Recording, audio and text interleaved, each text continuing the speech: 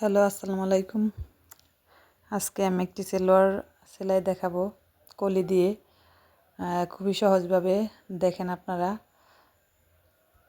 প্রথমে সালোয়ারের নিচের দিকটা উপরে দিয়ে কলির দিকটা উপরে রেখে সমানভাবে সেলাই করে নেব, ডবল সেলাই দিয়ে নেব। তারপর সালোয়ারের অপর পাট আপনারা দেখলেই বুঝবেন, অপর পাট একই সাথে সমান করে রেখে আবার সেলাই করে নেব উপরের মাথা থেকে। সেলাই দেওয়ার পর 2 সেলাই দিয়ে নেব, ডবল সেলাই দিয়ে নেব। তারপর সালোয়ারের 2টা পাট একসাথে নিয়ে কোমরের বাজে ফিতার জন্য ঘর করে নেব। ফিতা বা রাবার যে যেটা পছন্দ করেন। আমি ফিতার রাবার লাগাবো, তো আমি রাবারের ঘর করে নেব। আপনারা ফিতার ঘরও করতে পারেন।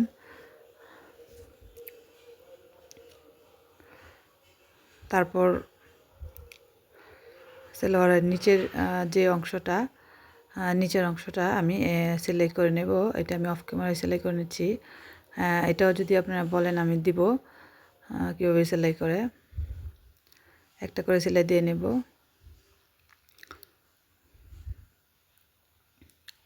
তারপর সালোয়ারের নিচের যে 2 ভাগ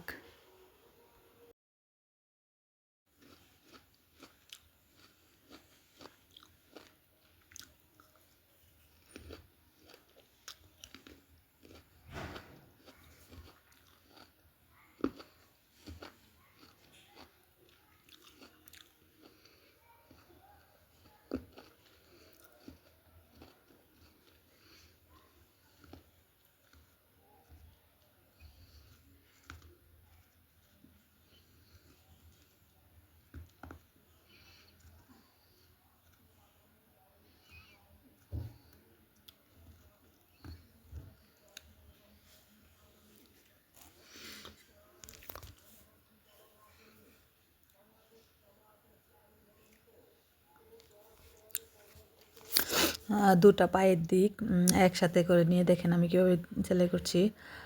একদম কলিটা সমানভাবে রেখে নিচ দিয়ে যতটুকু নিচে পায়ের দিকে যতটুকু রাখবেন ততটুকু রেখে সেলাই দিয়ে নেবেন। একদম নতুনদের জন্য, যারা একদমই সালোয়ার সেলাই করতে পারেন না, তারা আমার ভিডিও দেখে সেলাই করতে পারবেন।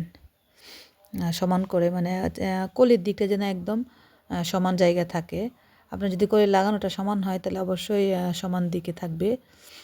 তারপর সমান করে সেলাই করে ডবল সেলাই দিয়ে নেব। বাস, আমাদের সালোয়ার তৈরি হয়ে গেছে। আপনারা যদি চান তাহলে আমি কাটিং ভিডিও দিব।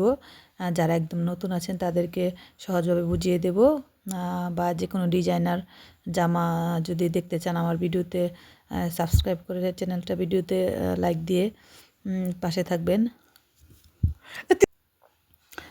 থাকবেন। এই তো হয়ে গেল আমার সালোয়ার সেলাই। একদম সহজেই সেলাই হয়ে যাবে। দেখেন আমার কলির দিকটা একদম সমান রয়েছে এবং এই রাবারের ঘরও আমি করে নিয়েছি। যদি রাবার লাগানো বা যারা এই